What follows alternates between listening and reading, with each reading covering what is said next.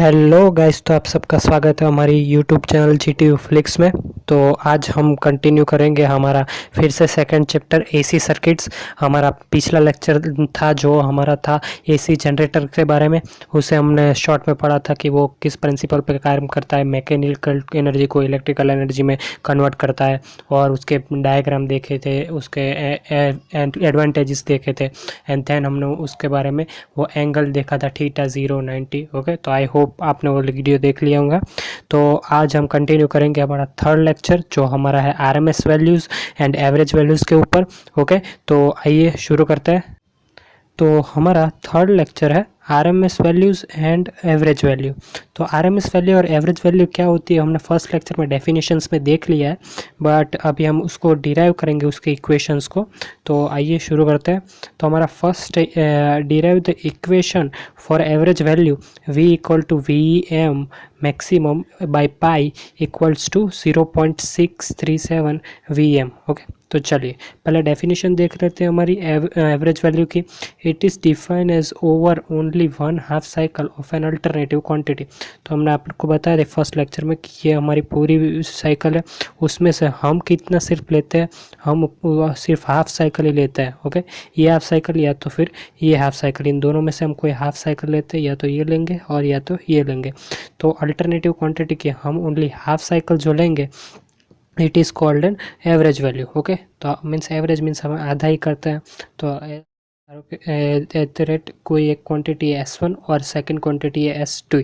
Okay, ध्यान देख लेते उसका हाफ करते हैं तो हमें एवरेज मिलता है। तो इधर भी ऐसा ही है, define over the only half cycle of an alternative quantity it is called an average value. It is denoted by V average and I average. Is it clear? Okay, next हमारा उसका diagram देखते हैं। तो उसका diagram कैसा है, like वो हमने अभी बताया है आपको कि इन डेफिनेशन ओनली हाफ साइकिल, तो ये ओनली हाफ साइकिल है। ओके, इधर इधर जो उसमें करंट हो तो वो आई एम साइन थीटा है। ओके, इधर साइन थीटा क्यों लिया, बिकॉज ऑफ ये साइन वेव फॉर्म है। ओके, और इधर जो ये आई एम है तो वो मैक्सिमम है, इधर ये मैक्सिमम है आई एम, इसीलिए हमने क्या लिया I equal to I M sine theta. Is it clear? Okay, now हमारा नेक्स्ट है, नेक्स्ट देख लेते हैं एवरेज वैल्यू। एवरेज वैल्यू तो उसका फॉर्मूला क्या है एवरेज वैल्यू के लिए, तो area of an curve. Okay, area under the curve upon the length of the base curve. Okay, तो इधर हम देख लेते हैं हमारा डायग्राम में। तो इधर हमारा एरिया कौन सा है, तो हमारा इधर एरिया कौन सा है, तो इधर हमारा एरिया है जो average value area under the curve, तो ये एरिया होगा हमारा अंडर द कर्व। तो वो क्या है हमारा आई कैपिटल आई। ओके, और उसके बेस, और ये बेस लेंथ ऑफ बेस, ये लेंथ कितनी है, लेंथ 0 से लेके पाई है। ओके ओके, तो अपन में हम पाई लिखेंगे क्योंकि बेस को 0 माइनस पाई माइनस 0 तो पाई ही होगा।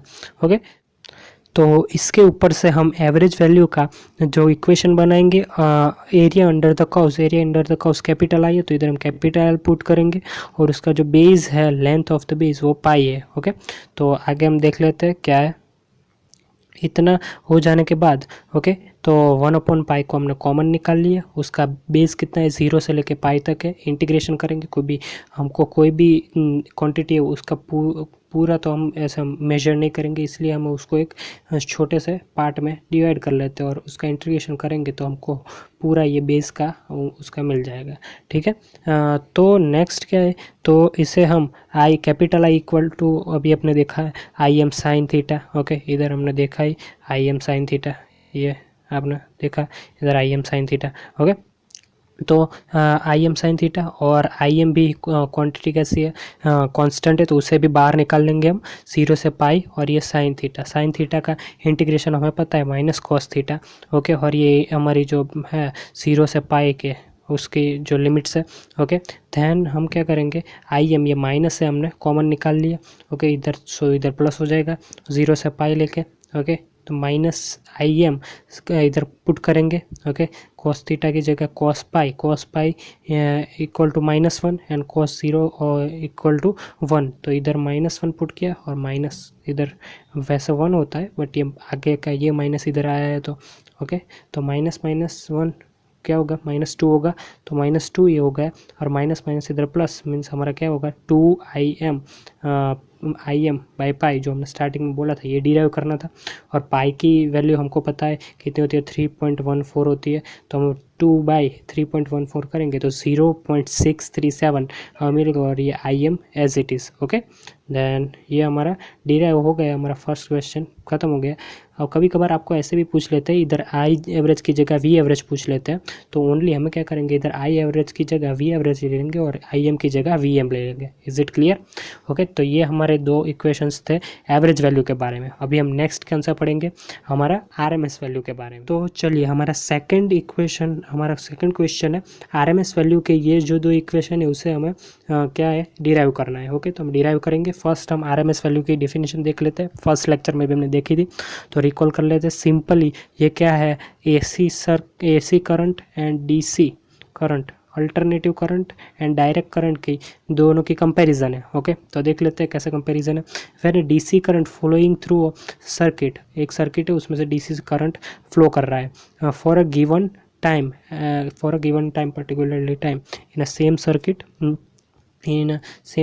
and for same time produce the same amount of heat as a alternative current, okay, which is flowing through a same circuit and same time। तो simple है, डीसी सर्किट्स जो particularly एक circuit दी गई है through DC current flowing through particularly circuit, एक circuit दी गई है for a given time and produce same amount of heat as a AC current for us flowing through a same circuit for a same time। is it clear? okay, चलिए तो next है हमारा formulas. Okay, इसका formula कैसे, तो ये आपको इधर हमने दोनों की कंपैरिजन की है, तो ओके, तो दोनों हीट प्रोड्यूस करते हैं, तो एच ए सी और इधर ये एच डी सी। ओके, इधर जो एच ए सी हमारा ए सी सर्किट कैसा, ए सी वेवफॉर्म को होता है कैसा होता है, वो टाइम के साथ वेरी करता रहता है। ओके, और हमारा जो डायरेक्ट होता है, डायरेक्ट करंट, वो टाइम के साथ कांस्टेंट रहता है, वो तो हमको पता ही है। इसीलिए हमको कोई भी जो टाइम के साथ वेरी करता है, इसके लिए हमने इधर इंटीग्रेशन ले लिया, तो इंटीग्रेशन क्या होगा 0 to t। Okay, 0 to t ये हमारा टाइम होगा। इधर आई स्क्वायर, आपको आई की तो पता ही होगा formula, I H equal to I square R T, और इधर हमने टी लिया है, वो इधर हमने टी की जगह लिया है। ओके, तो I square R D T. Is it clear? Okay, इधर ये नहीं आएगा, ये थोड़ा गलत लग दिया है, ये नहीं आएगा, सिर्फ डी टी आएगा इधर। ओके, तो I square R into D T. Okay, और हमारा जो एसी करंट के कारण है उसे हम capital I square R T लेंगे। Okay, for same time same register, okay here, and the heat five DC circuit and heat for AC circuits.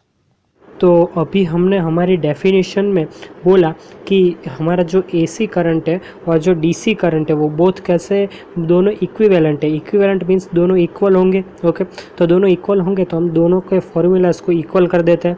Okay, equal हो गए, देन आर टी को हम इधर नीचे ला देंगे, तो ये आर और ये आर तो कट हो जाएंगे, और टी है जो हम बाहर रखेंगे। ओके, देन ये हो गया। तो इधर जो ये आई स्क्वायर है हमें उसका स्क्वायर निकालना होगा, तो इधर स्क्वायर की जगह 1/2 को मल्टीप्लाई कर देंगे और इधर भी 1/2 को मल्टीप्लाई कर देंगे, तो ये स्क्वायर तो कट हो जाएगा, तो इधर हमारा क्या हो जाएगा, under root. Is it clear?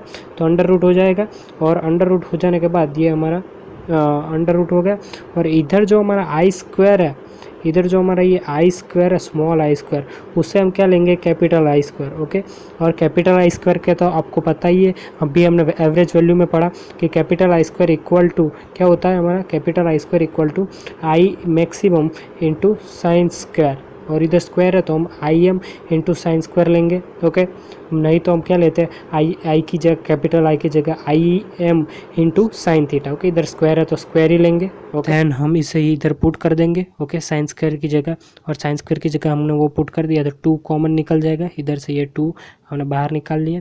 Okay, means I square M maximum by 4m होगा, और 1 का इंटीग्रेशन होता है थीटा, क्योंकि थीटा के अकॉर्डिंग हम कर रहे हैं इंटीग्रेशन, और कॉस का क्या होता है, कॉस का होता है साइन थीटा, तो इधर cos 2 थीटा है तो इधर sin 2 थीटा आएगा, अपन में जो थीटा है इंटू बाई में 2 आएगा। ओके, ये तो हम इंटीग्रेशन तो हमें आता ही है। ओके, देन इतना हो गया, तो हमारा क्या होगा, ये हम फिर लिमिट्स पुट कर देंगे, इधर थीटा की जगह 2 पाई, ओके, और इधर भी थीटा की जगह 2 पाई ये पुट कर दिया, एंड माइनस दूसरी जो हमारी लोअर लिमिट है वो 0 0 हमने पुट कर दी। ओके, देन हमारा क्या हुआ, तो ये हमारा 2 पाई और बाकी 3 तो 0 ही आएंगे।